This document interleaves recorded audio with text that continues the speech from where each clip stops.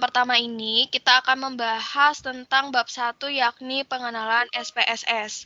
Nah, SPSS itu adalah salah satu program atau software komputer yang digunakan untuk analisa statistika. Nah, SPSS ini dapat digunakan untuk berbagai keperluan dan aplikasi teknik statistik. Nah, software SPSS yang kita pakai itu versi 25 ya, bukan yang lain. Lalu untuk cara memulai program SPSS itu kita bisa membukanya dengan cara kita klik menu start, lalu pilih program, lalu pilih IBM SPSS statistik. Nah, kemudian kita bisa langsung lihat aja nih, Kak Adit coba buka SPSS-nya.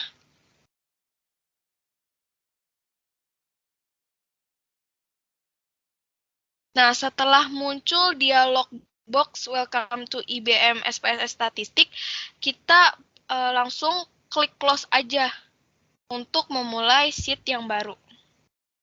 Nah, balik lagi ke Adit di pendefinisian variabel.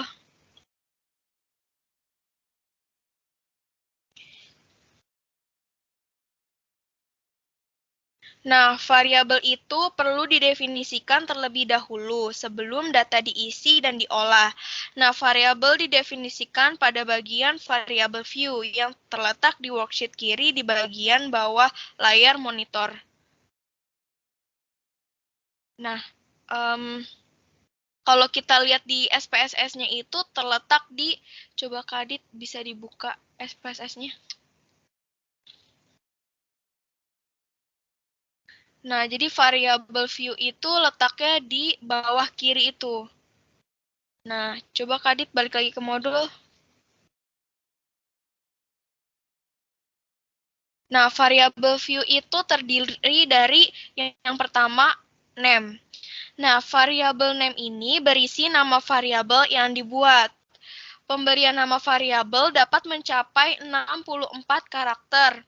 Dalam pengetikan nama variabel, tidak boleh ada spasi. Karakter pertama harus berupa huruf ataupun salah satu dari karakter @ hashtag, ataupun $. Di mana karakter terakhir itu tidak boleh berupa titik. Nah, yang kedua, tipe. Nah, untuk menentukan tipe variabel, panjangnya data dan jumlah angka di belakang tanda pemisah desimal. Nah, yang pertama itu ada numerik. Data variabel berupa angka tanpa pemisah ribuan. Contohnya itu 2.800.000. Di sini nggak ada koma ataupun titik. Nah, yang B, yang koma. Data variabel berupa angka dengan tanda koma sebagai pemisah ribuan dan tanda titik sebagai pembatas desimal. Contohnya 2.800.000. Nah, itu pakai koma, sedangkan desimalnya itu pakai titik. Nah, yang C, dot. Data variabel berupa angka dengan tanda titik sebagai pemisah ribuan dan tanda koma sebagai pembatas desimal. Contohnya 2.800.000. Nah, itu desimalnya itu pakai koma, sedangkan 2.800.000-nya itu pakai titik. Nah, yang D, scientific notation. Data variabel berupa angka dengan menggunakan E atau D sebagai tanda eksponensial. Contohnya 2,8E ditambah 0,6. Berarti bisa diartikan nih 2,8 kali 10 pangkat 6. Atau kalau dijabarin itu sama aja 2.800.000.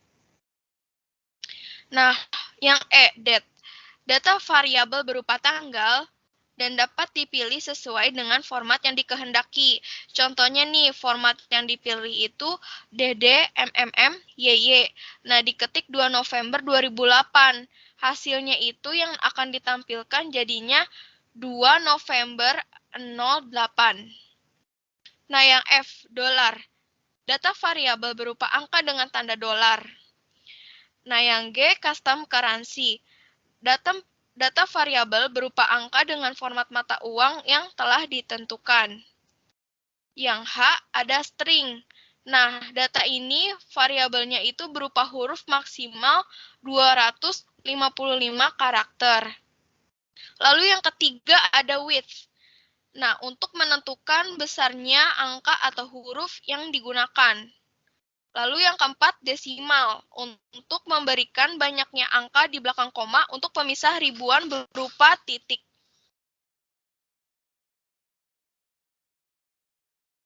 Yang kelima ada label. Nah, label ini diisi dengan variabel name yang akan diberi label. Contohnya itu jenis kelamin, nama label yang diberikan untuk pengisian data dengan label. Yang keenam ada values.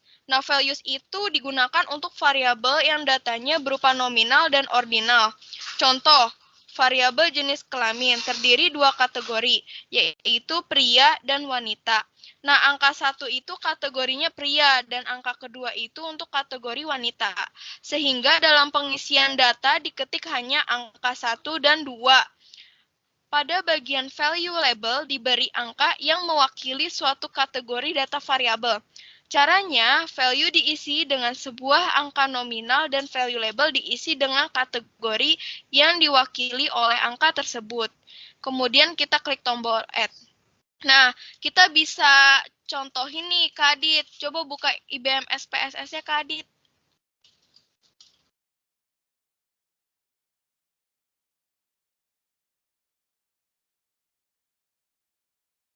Nah, kita buka variabel view-nya. Nah, di situ kan ada kolom values. Coba Kak Adit dicontohin name-nya itu gender.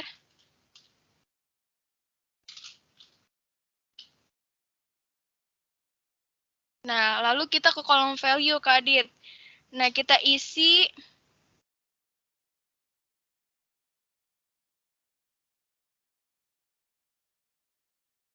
value 1 labelnya pria.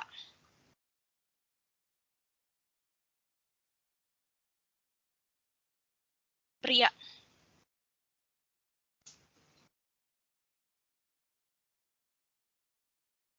Lalu yang kedua, wanita.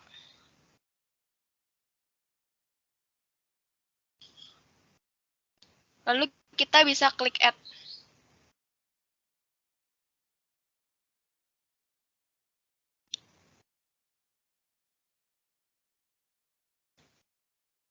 Kita bisa klik OK. Nah, coba di data view, Kak Adit. Kita di gender tulis 1,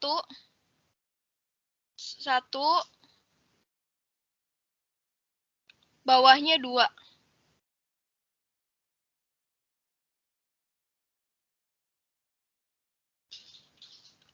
Nah, coba kita lihat datanya jadi pria dan wanitanya, Kak Adit, di toolbar atas.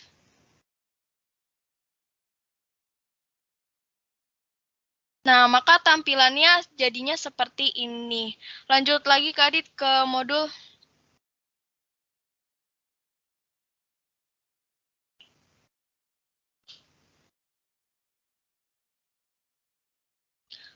Nah, yang ketujuh itu missing. Nah, missing ini digunakan jika ada angka tertentu yang tidak ingin dimasukkan dalam perhitungan statistik. Pada pilihan ini, terdapat 3 alternatif, yaitu yang pertama, no missing value, bila semua angka dalam variabel ikut dalam perhitungan. Nah, yang B, discrete missing value, bila beberapa angka dalam variabel tersebut tidak ikut dalam perhitungan atau beberapa angka tidak ada, kayak 1, 2, atau 3 buah missing value. Maka isi angkanya missing value pada kotak yang tersedia. Nah, yang C, range plus 1 discrete missing value. Bila angka variabel yang tidak termasuk dalam perhitungan terdiri dari interval suatu angka ditambah angka yang tidak termasuk dalam interval tersebut, misalnya 8 sampai 12 dan 14, maka diketik nilai terendah dan nilai tertinggi dari missing value tersebut pada kotak tersedia, dan masukkan angka lainnya pada discrete value. Dalam pengolahan data statistik, disarankan untuk memilih no missing value. Untuk itu, sebaiknya pada waktu mencari data harus lengkap mungkin, dan tidak ada yang terlewatkan sama sekali. Lalu yang ke-8, columns. Nah, untuk menentukan besarnya kolom variabel. Lebar kolom maksimal 255. Penentuan lebar kolom dapat juga dilakukan dengan proses drag pada bagian pembatas heading kolom. Lalu yang ke-9, align, untuk perataan variabel data yang di-input. Dan yang ke-10, measure. Nah, measure ini untuk memasukkan skala pengukuran variabel yang digunakan baik berupa nominal, kategori suatu subjek, contohnya jenis kelamin yang terdiri dari wanita dan pria. Nah, kalau ordinal, itu contohnya ranking terhadap suatu kategori atau mempunyai tingkatan. Misalnya tingkat keinginan membeli suatu produk. Dan yang terakhir ada scale. Nah, yakni data numerik dengan skala interval atau rasio. Lalu kita akan cari tahu nih gimana caranya import data dari Excel. Nah, untuk mengimpor data dari Excel, maka langkah-langkah yang harus dilakukan adalah yang pertama, buatlah data di Excel dengan ketentuan sebagai berikut.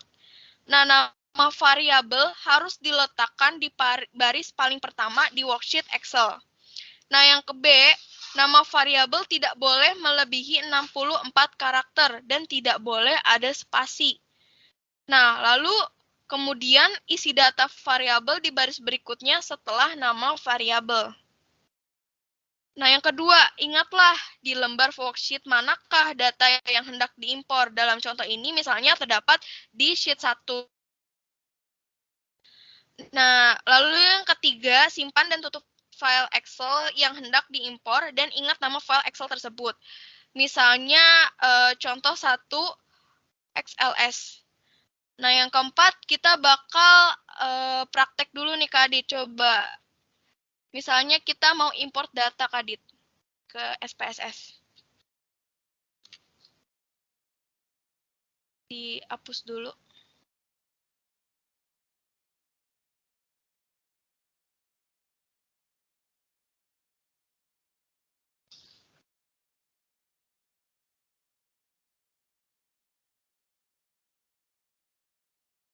Nah, kita akan buka file dari Excel-nya. Yang pertama kita pilih file, lalu open,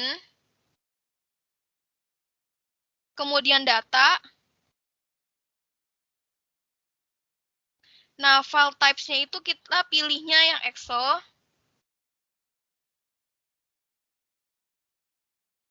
Misalnya kita mau buka file namanya tuh Nutrition Excel. Nah, bisa di-open.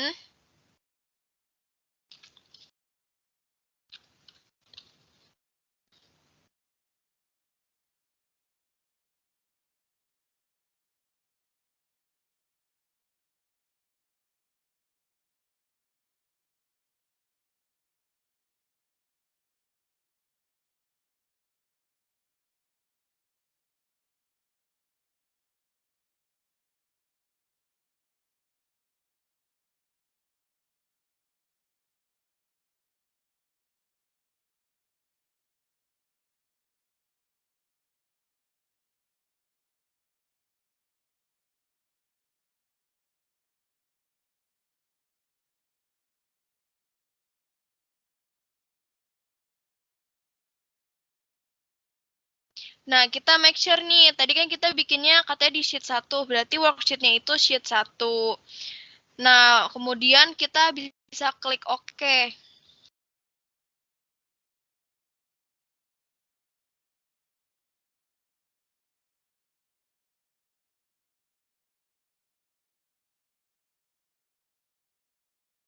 Nah, maka proses import data telah selesai. Sebenarnya memindahkan data Excel ke SPSS juga bisa di Kopas. Nah, selanjutnya balik lagi ke Adit ke modul.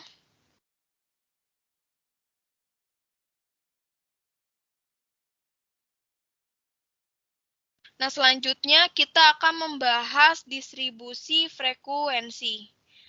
Nah, data yang telah diolah akan lebih mudah dianalisa jika sudah disusun dalam sebuah distribusi frekuensi.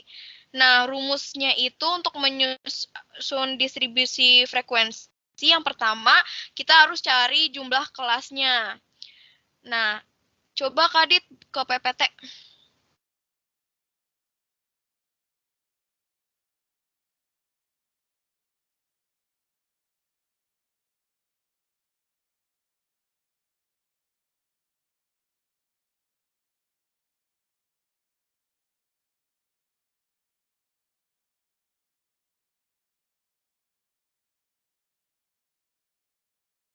Nah, yang pertama kita akan menentukan jumlah kelasnya.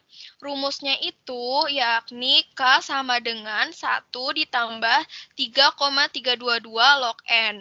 Nah, karena kita mempunyai sampel sebanyak 100 data observasi, maka lognya itu log 100. Nah, ingat, jadi ini jangan dijumlahin dengan 1 dulu. Jadi 3,322 dikalikan log 100 dulu, baru dijumlahkan dengan 1. Nah, lalu kita dapat nih K-nya sebesar 7,644. Lalu K-nya itu sama dengan 8 karena pembulatan ke atas. Nah, lalu kita buat deh kelasnya sebanyak 8. Nah, sudah selesai untuk mencari jumlah kelas, lalu kita bisa cari interval kelas. Next.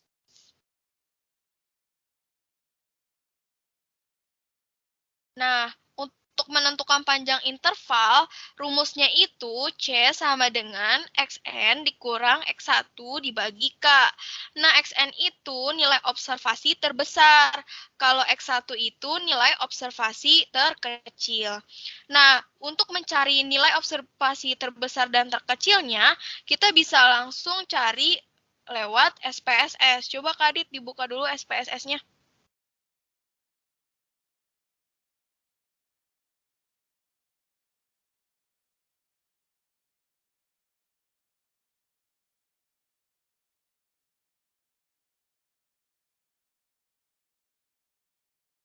Nah, pertama-tama untuk mencari min dan max, kita buka di analyze. Lalu pilih deskriptif statistik.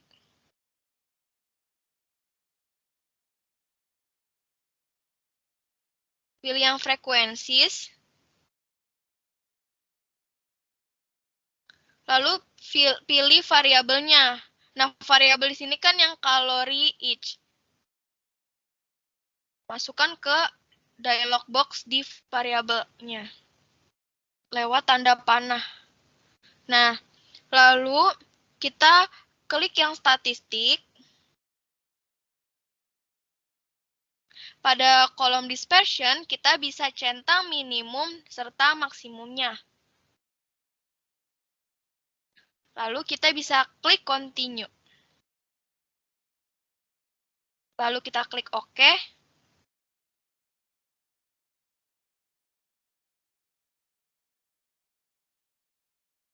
Nah, dapat kan tuh minimum dan maksimumnya. Jadi kita bisa nyari interval kelasnya.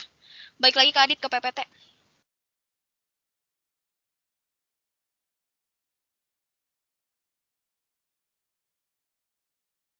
Nah, tadi kan minimum dan maksimumnya sudah dapat.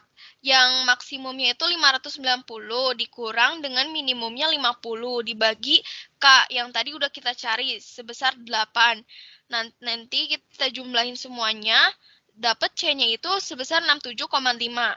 Nah, jadi C-nya itu sama dengan 68, pembulatannya ke atas. Selanjutnya, Kak Adit, next.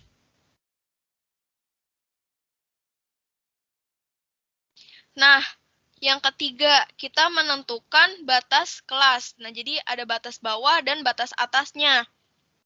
Cara carinya, tadi kan minimum itu kita dapat 50. Nah, 50 ini kita tambahin dengan interval kelasnya, yakni 68. Jadi 50 ditambah dengan 68. Lalu kita kurangkan dengan 1. Jadi bisa dapat hasilnya itu misalnya 50 ditambah 68 dikurang 1 jadinya kan 117. Nah, lalu di kelas yang kedua, data bawahnya.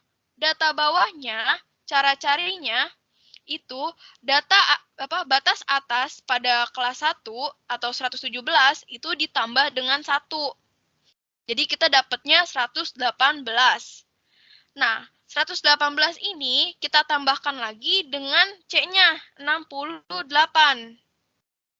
Nah, setelah dijumlahkan, lalu kita kurangkan dengan 1 untuk batas atas kelas 2-nya. Kita dapatkan sebesar 185. Lalu pada kelas yang ketiga, batas bawahnya cara carinya batas atas pada kelas 2 itu dikurangkan dengan 1, jadi ditambahkan dengan 1, mohon maaf. Jadinya 185 ditambah 1, jadinya batas bawah kelas 3 sebesar 186. Nah, kalau misalnya batas atas kelas 3 berarti sama aja kayak tadi caranya. Jadi 186 ditambah dengan 68 dikurang 1. Dapat hasilnya 253. Nah, kelas 4 sampai kelas 8 caranya juga sama seperti yang saya sudah jelaskan tadi. Gitu. Next, Kadit.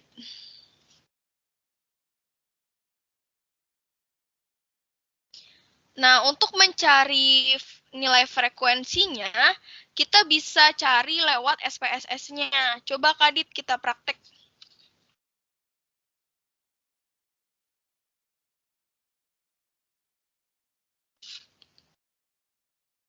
Nah, pertama-tama kita bisa klik transform. Lalu pilih yang record into different variable.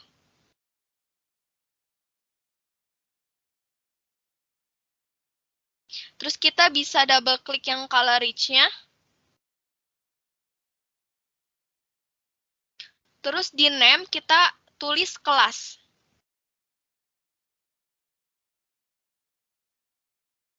Terus kita klik change.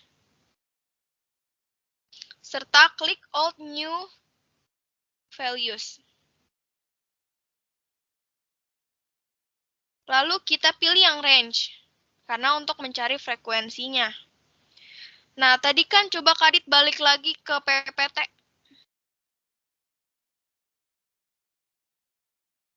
Nah, range-nya itu diisi misalnya 50 through 117. Terus misalnya lagi 118 through 185. Jadi cara nulisnya seperti itu. Balik lagi Kadit ke SPSS.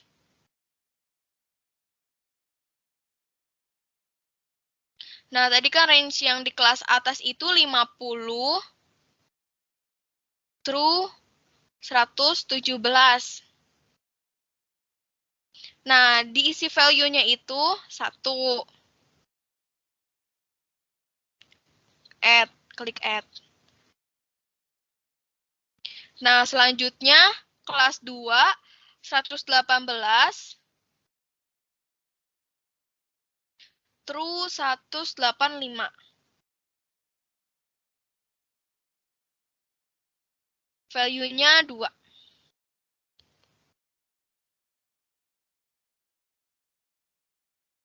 Lalu 186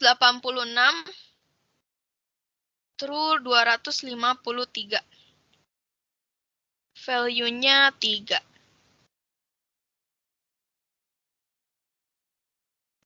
Lalu 254 through 321.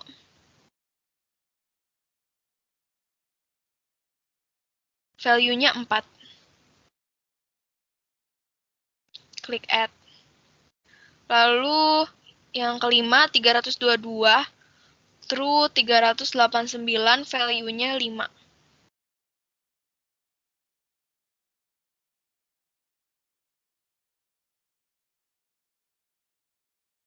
Lalu 390 through 457.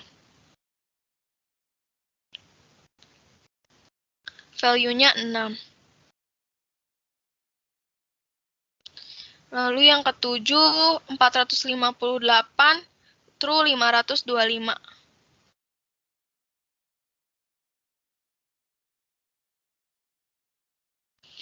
Value-nya 7.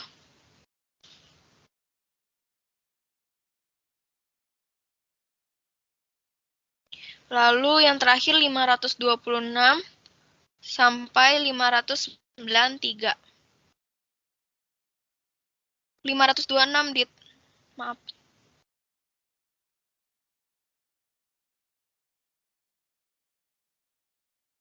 Nah, value-nya itu 8. Nah, karena jumlah kelas tadi atau K-nya itu kan kita dapat 8, jadinya kita value-nya itu buat sebanyak 8. Kemudian kita bisa langsung klik continue. Kemudian kita bisa klik OK.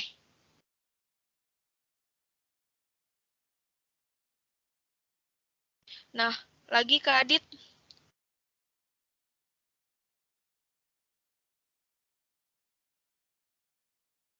Nah, jadi di worksheet-nya itu muncul data baru yaitu kelas. Nah, kita lanjutkan lagi. Di variable view-nya, di kolom values-nya yang coverage, yang kelas, mohon maaf.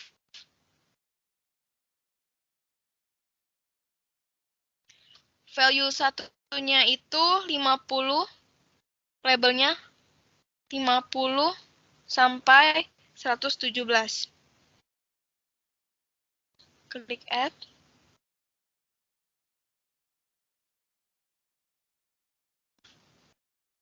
Nah, lanjut value-nya yang kedua itu 118 sampai 185.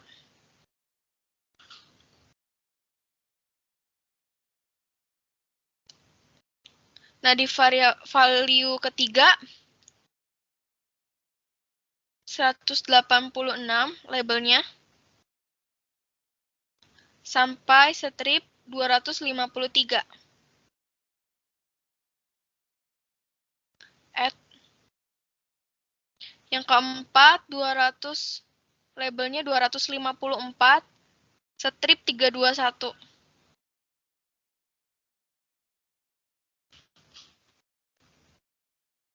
Yang view-nya labelnya itu 322 strip 389.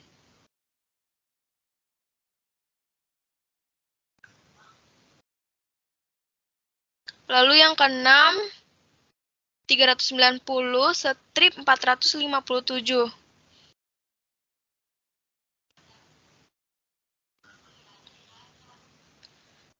Yang ketujuh value-nya labelnya itu 458 sampai 525.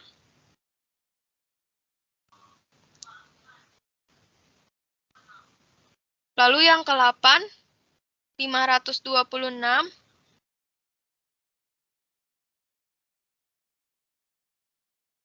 sampai 593.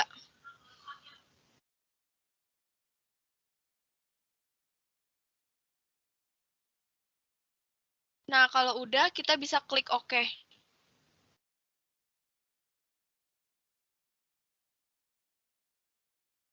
Lalu kita lanjut lagi, kita bisa klik Analyze.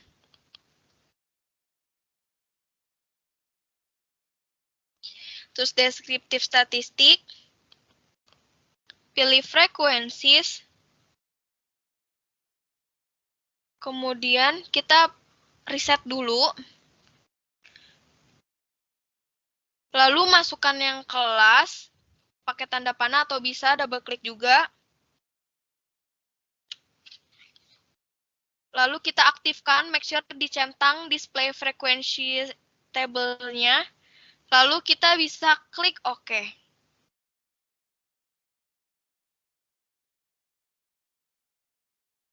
Nah, itu tuh frekuensinya. Kalau udah, kalian bisa gambar tabel frekuensinya seperti di PPT tadi. Nah, selanjutnya kita akan cari bagaimana untuk mencari grafik histogramnya. Kita bisa balik lagi ke SPSS-nya. Kita bisa klik Analyze. Lalu Descriptive Statistik.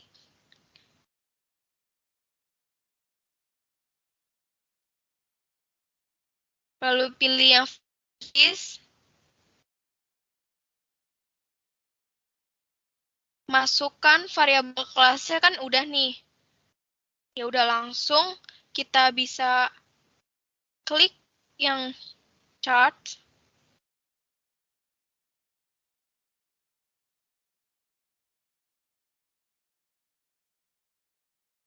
Lalu pilih yang histogram, centang show normal curve on histogram.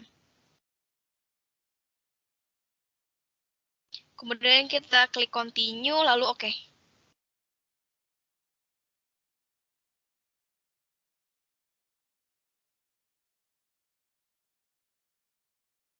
Nah, sebagai latihan, kalian bisa mengerjakan latihan keduanya itu, yang soal Mr. Abdel. Nanti bisa kumpulkan lewat assignment. Nah, selanjutnya kita akan menjelaskan tentang grafik pada bab 2. Lanjut lagi, Kak Adit di modul.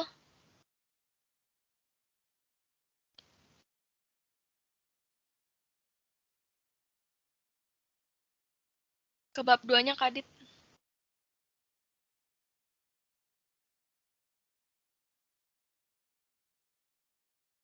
Nah, data selain perlu diolah, juga perlu disajikan dalam bentuk yang lebih mudah dibaca, dimengerti, dan menarik. Nah, penyajian data tersebut dapat berbentuk tabel dan grafik. Nah, SPSS ini menyediakan fasilitas untuk membuat grafik dengan berbagai jenis grafik. Nah, secara umum grafik yang dibuat oleh SPSS itu dibagi menjadi 3 bagian. Yang pertama itu ada summarize for group of cases. Nah, grafik ini menampilkan data untuk grup tertentu dalam sebuah variabel. Contoh, tabel yang terdiri dari nama karyawan dan tingkat pendidikan dibuat grafik mengenai pendidikan.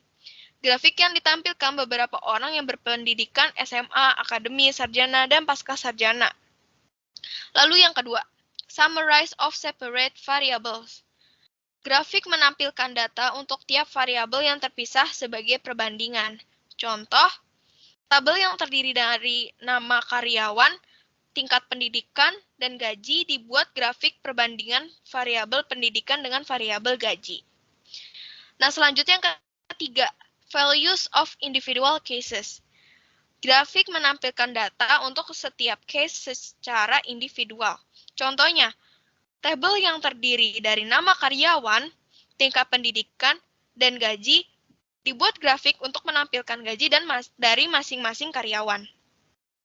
Lalu saya akan membahas grafik batang atau bar chart. Disajikan dalam 3 bentuk grafik, yaitu yang pertama ada simple.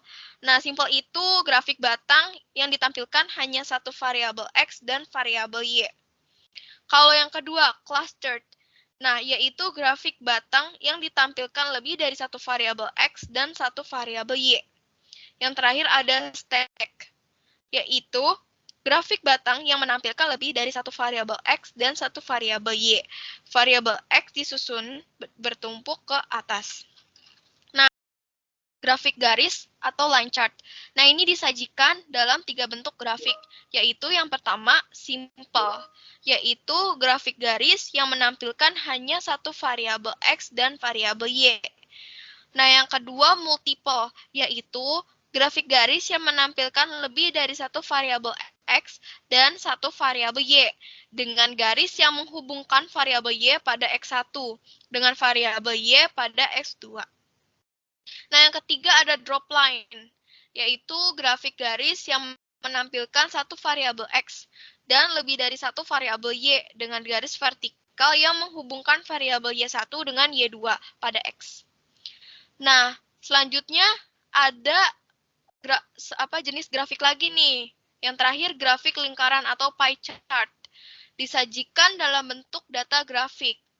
Nah, yang pertama itu ada summarize for group of cases, yaitu grafik lingkaran yang menampilkan ringkasan data suatu lingkaran untuk satu kategori variabel. Nah, yang kedua, summarize of separate variables, yaitu grafik lingkaran yang menampilkan ringkasan data 2 atau lebih variabel. Yang ketiga, terakhir, values of individual cases, yaitu grafik lingkaran yang ditampilkan hanya satu variabel X dan satu variabel Y. kita akan meneruskan latihan kita pada bab 2 grafik di halaman 21 latihan 2. Soalnya itu, manajer penjualan Midtime Group telah mengumpulkan data laporan penjualan dari ketiga merek spring bed yang dipasarkan perusahaan, yaitu King, Roman, Floren. Data tersebut telah disajikan dalam grafik berikut ini. Nah, di sini sudah ada grafiknya. Berdasarkan grafik di atas, buatlah satu tabel yang menggambarkan bulan dan penjualan dari ketiga merek spring bed Midtime Group. Nah, di sini saya sudah tampilkan tabelnya yang menggambarkan bulan dan penjualan. Nah, ini harus sama dengan grafiknya ya teman-teman. Nah, di merek King ini pada bulan pertama 200, bulan kedua 150, bulan ketiga 250, bulan keempat 100, bulan kelima 150, bulan keenam 250, bulan ketujuh 300. Nah, di merek Roman, bulan pertama 150, bulan kedua 200, bulan ketiga 250, bulan keempat 300, bulan kelima 300, bulan keenam 250, bulan ketujuh 350. Nah, yang Floren juga sama kayak King Roman. Dia harus sama-sama kayak grafiknya, gitu. Nah, yang nomor 2. Grafik batang berganda untuk penjualan ketiga merek spring bed Midtime Group bulan 1 sampai bulan 7. Nah, ini tuh caranya kita bisa klik yang Grabs. Lalu kita pilih yang Legacy Dialogs, pilih yang Bar. Lalu kita pilih yang Stake, pilih yang Values of Individual Case, lalu kita klik Define. Nah, pada dialog box Bar Represent, kita masukkan ketiga merek dari spring bed-nya. King, masukkan, Roman, masukkan, Floren, dimasukkan. Nah, kita centang variabelnya, lalu masukkan variabel bulannya. Terus kita pilih titles. Line 1 kita ketik penjualan spring bed.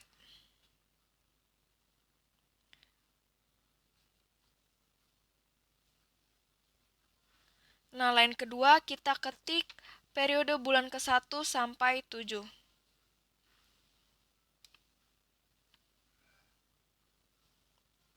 Nah, kita klik continue, lalu kita klik OK. Nah, ini keluar output dari nomor 2-nya. Nah, selanjutnya soal ketiga, grafik garis untuk penjualan merek Roman bulan 1 sampai bulan 7.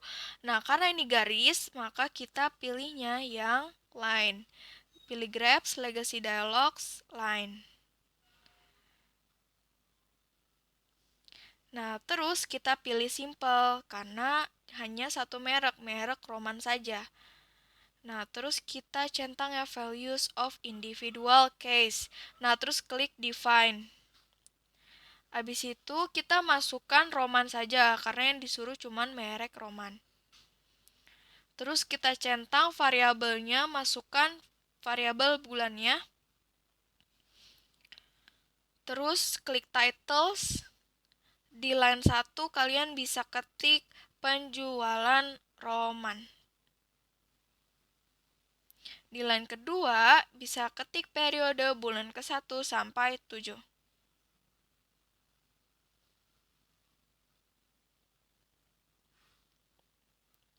Lalu kita bisa klik continue, lalu kita klik OK.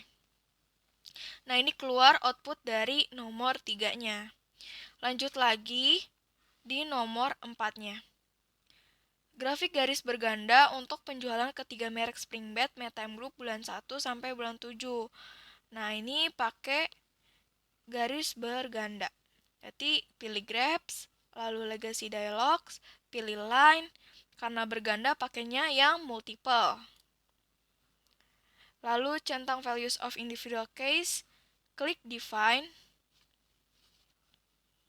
Lalu pada dialog box line represent, kita masukkan ketiga-tiganya King, Roman, Floren.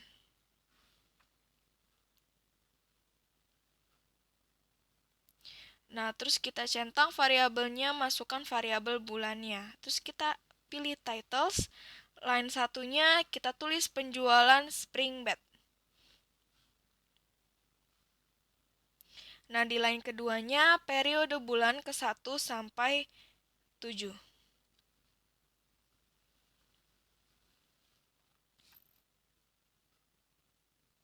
Kita klik continue, klik OK. Nah, keluar output dari nomor 4. Lalu yang soal terakhir nih, kelima. Grafik lingkaran penjualan merek King bulan 1 sampai 7.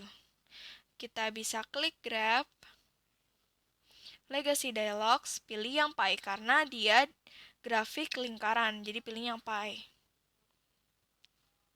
Terus pilih yang values of individual case. Terus klik define. Terus kita masukkan merek King pada slice represent. Terus centang variabelnya, bulannya masukkan. Lalu kita klik titles, line satunya penjualan King. Line 2-nya periode bulan ke-1 sampai 7.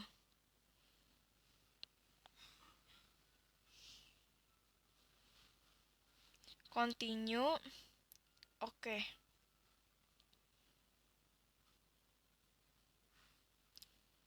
Nah, jika sudah, kalian bisa save output dan inputnya. Nah, caranya itu kalian bisa save as. Terus masukin nama kalian dan NIM kalian. Terus bisa langsung klik save.